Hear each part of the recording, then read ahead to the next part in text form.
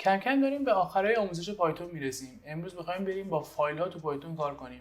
یاد بگیریم تو پایتون چجوری میتونیم فایل‌ها رو بخونیم و از اطلاعات داخلی فایل استفاده کنیم. تا آخر این ویدیو با من همراه باشین که کار کردن با فایل‌ها رو خوب یاد بگیریم. سلام، من مهدی اشراقی ام. امیدوارم عالی باشین. امروز می‌خوایم راجع به فایل‌ها با هم دیگه تو پایتون صحبت کنیم. ببینیم کار کردن با فایل‌ها تو پایتون چطوریه. یه معطلی بریم تو VS Code که ببینیم باید چیکار کنیم.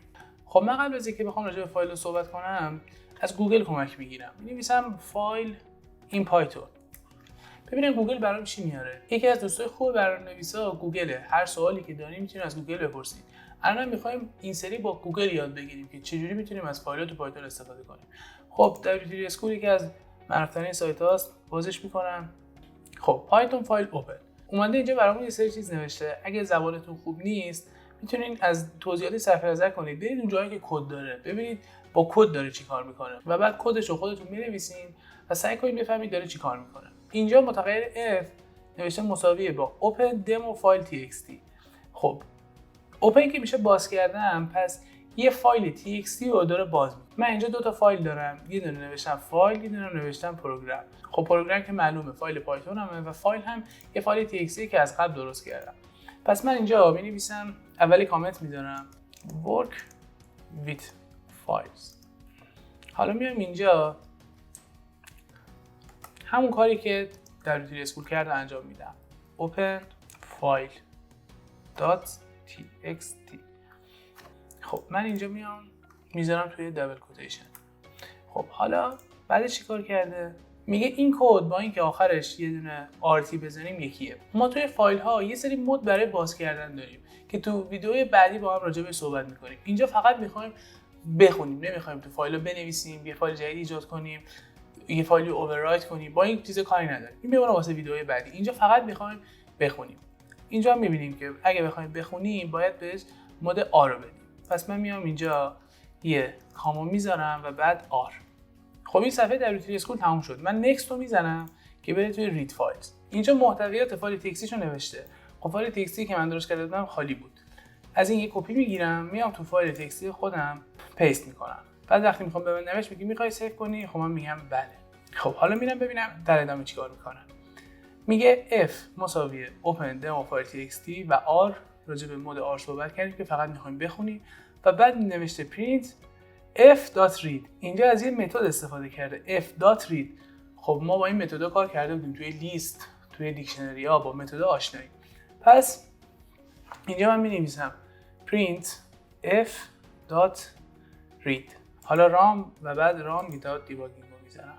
حالا ران و بعد ران without debugging رو میزنم. خب اینجا محتویات دمو فایل txt رو نوشت hello welcome to demo file txt و بقیه‌اش. اگه براتون سوال شده که چرا اینجا من از ران پایتون فانی ترمینال استفاده نکردم و از منوی ران without debugging رو زدم، بعدا راجع به این صحبت می‌کنیم که فرق این که اینجا من ران پایتون فانی ترمینال رو بزنم یا اینجا ران without debugging رو بزنم چیه. فقط در این حد بهتون میگم که اگه اینجا من ران پایتون فانی ترمینال رو بزنم بهم ارور میده. بعدا راجع توی ویدیوی دیگه صحبت می‌کنیم چون این ویدیو خیلی طولانی میشه. فقط اینجا در این حد بدونید که وقتی می‌خواید با فایل کار کنید باید از منوی ران without debugging رو بزنید. خب پس ما یاد گرفتیم که فایل‌ها رو چجوری میتونیم بخونیم. خب کار با فایل‌ها تموم شد، یعنی فقط میتونیم کل فایل رو بخونیم؟ خب نه، امکانات بیشتری هم داریم. مثلا اگه بخوایم یه قسمتی از فایل رو بخونیم میتونیم به متد ریدمون عدد بدیم. مثلا اینجا نوشته print f.read 5. خب من همین کاری که این کرده رو انجام میدم. اینجا یه 5 میذارم و بعد دوباره رام میکنم. فقط هلو رو نوشت. خب این هلو چیه؟ بریم اینجا ببینیم توضیحاتش چیه. میگه به صورت پیش‌فرض متد رید کل تکست رو برمیگردونه. ولی ما میتونیم مشخص کنیم که چند تا کاراکتر رو بخونیم. ما وقتی نوشتیم 5 برای ما فقط هلو رو برگردون. 1 2 3 4 5.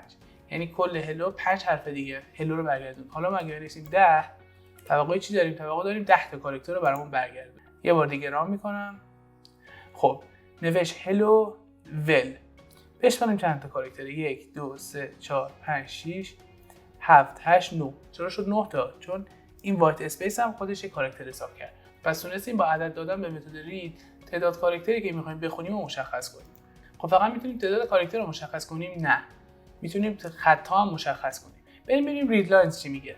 رید لاینز میگه میتونید تعداد خطایی که می‌خواید بخونی رو مشخص کنیم. بریم یه بار ببینیم رید لاین چیه. اینجا می‌نویسم رید لاین و بعد اینجا عدد 10 رو پاک میکنم. یه بار رانو بزنم ببینم چی بهم برمیگردونه. hello welcome to demo file txt و بعد یه اینتر. فقط خط اول رو برگردون. من اگه بخوام کلش رو بخونم باید چیکار کنم؟ بریم تو WT اسکول ببینیم بعدش چی میگه. خب میگه read line فقط یک خط رو برمیگردونه. you can return one line by using the read line method. خب بریم ادامهش.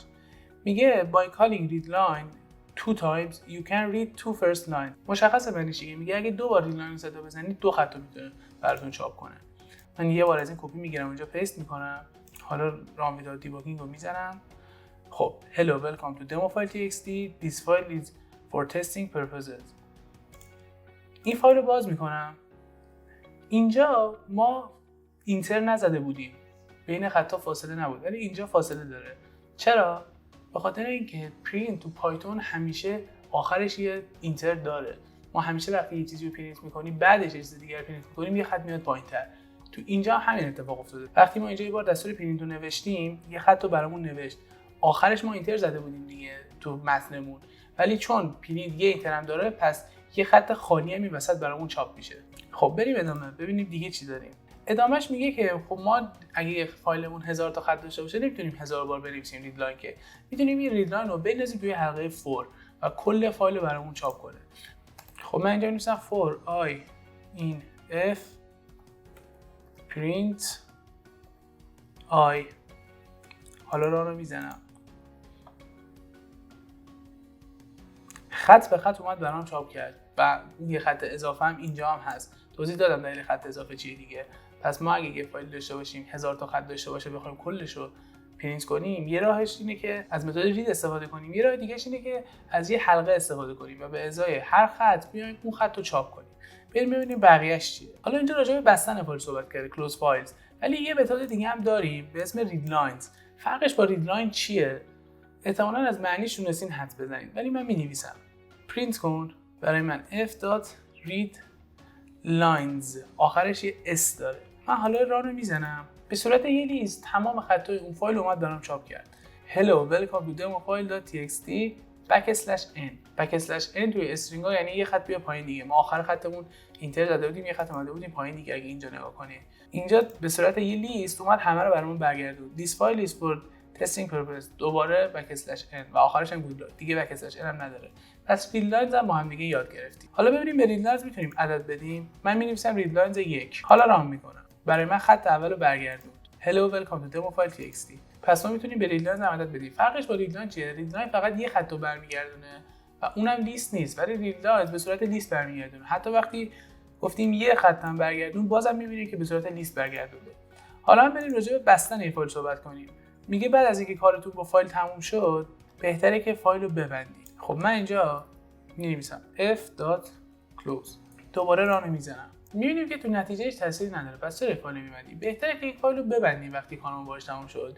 و وقتی هم که این فایل رو می‌بندیم، وقتی اینجا می‌نویسیم print دوباره از اون فایل استفاده می‌کنیم، می‌بینیم بهمون ارور میده که میگه تو روی فایل بسته عملیات انجام دادی. این باز بشه اون فایلی که باز شده بود دیگه حافظه‌ای از ما اشغال نکنه و برنامه‌مون سریع‌تر بشه. پس بهتره وقتی که کارمون با فایل تموم شد، آخرش از دستور کلوز استفاده کنیم. خب رسیدیم به آخر این ویدیو. تو این ویدیو راجع به کار کردن با فایل تو پایتون صحبت کردیم. یاد گرفتیم که چجوری یک فایل رو با مود R باز کنیم و اطلاعات اون فایل رو بخونیم. اگه تا اینجا ویدیو اومدین خوشحالم می‌کنید که ویدیو رو لایک کنید و کانال سابسکرایب کنید. من ویدیوهای راجع به آموزش پایتون و برنامه‌نویسی تو این کانال قرار میدم. در آخر هم دو تا دیگه از ویدیوها رو بهتون پیشنهاد می‌کنم که اگه دوست داشتین بعد از این ویدیو میتونید اونها رو هم ببینید. تا ویدیوهای بعدی خداحافظ.